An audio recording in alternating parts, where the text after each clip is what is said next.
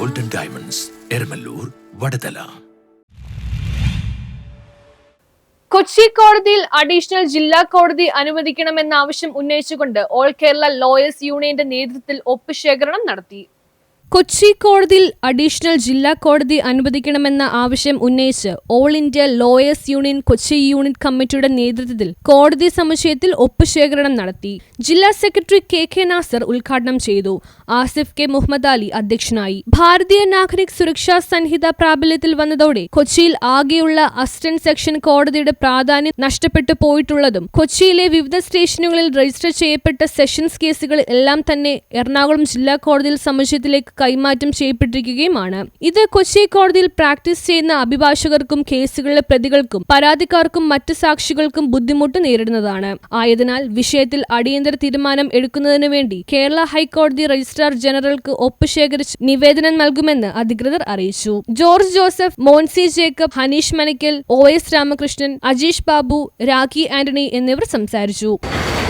1958 April മാസം 1-ാം തീയതി രൂപീകരിച്ച കൊച്ചി താലൂക്കിൻ്റെ ആസ്ഥാനമായിട്ടുള്ള പ്രദേശത്ത് നമുക്കൊരു കോർട്ട് സമുച്ചയമുണ്ട്. ആ കോർട്ട് സമുച്ചയത്തിൽ നിലവിൽ ഉള്ള കോടതികളുടെ എണ്ണം വളരെ കുറവാണ്. നീതിന്യായ വ്യവസ്ഥയിൽ കോടതികളുടെ എണ്ണം കൂടേണ്ടത് അനിവാര്യമാണ്. നേരത്തെ 2 സബ് കോടതി ഉണ്ടായിരുന്ന നമ്മുടെ കൊച്ചിയിൽ ഇപ്പോൾ ഒരു സബ് കോടതി മാത്രമാണ്. പുതിയ BNS നിയമത്തിൻ്റെ പുതിയ ഭാഗമായിട്ട് നിരവധി സെഷൻസ് കേസുകളായിട്ട് മാറ്റി പല പ്രൊഫൻസുകൾ. അതുകൊണ്ട് തന്നെ കേസുകൾ ഒരുപാട് നിലവിൽ ഇവിടെ വിചാരണ ചെയ്യുന്ന ഒരുപാട് കേസുകൾ സെഷൻസ് കോടതിയിലേക്ക് പോകുന്ന ഗതികളിലേക്ക് വന്നു. ഇവിടെ സെഷൻസ് കോടതി ഇല്ല, അസിസ്റ്റന്റ് സെഷൻസ് കോടതിയുള്ളൂ, അഡീഷണൽ സെഷൻസ് കോടതി ഇല്ല. മറ്റു താലൂക്കുകളിലെല്ലാം നിരവധി കോടതികളുണ്ട്. കൊച്ചിയിൽ എറണാകുളത്താണ് നിരവധി അഡീഷണൽ ജില്ലാ കോടതികളുണ്ട്.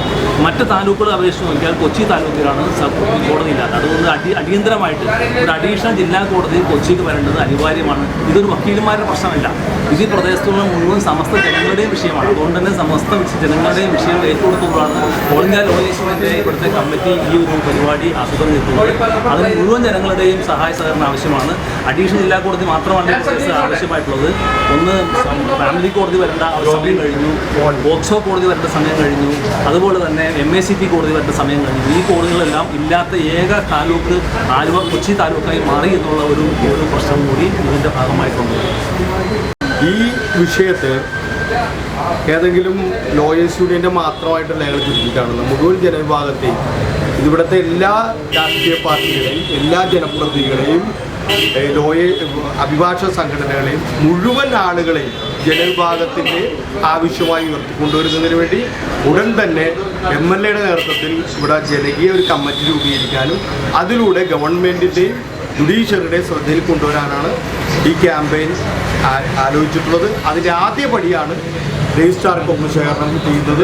മറ്റ് നടപടികൾ എല്ലാം നിങ്ങളുടെയും മാധ്യമപ്രവർത്തകരുടെ എല്ലാവരും സഹകരണം വേണമെന്ന് അഭ്യർത്ഥിച്ചുകൊണ്ട് ഞാൻ നിർത്തുന്നു.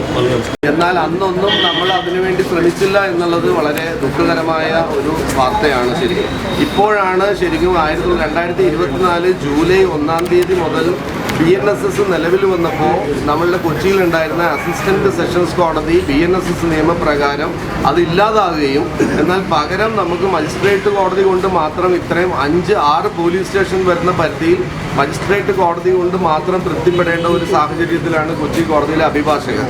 പക്ഷേ എന്നിരുന്നാലും നമ്മളുടെ അഭിഭാഷകർ എല്ലാവരും ഇവിടെ നിന്ന് പോയി എറണാകുളത്തും മറ്റ് വിവിധ അഡീഷണൽ സെഷൻസ് കോടതികളുള്ള കേന്ദ്രങ്ങളിൽ പോയി പ്രാക്ടീസ് ചെയ്യേണ്ട സാഹചര്യമാണ്. ഇവിടെ റിപ്പോർട്ട് ചെയ്യുന്ന കേസുകൾ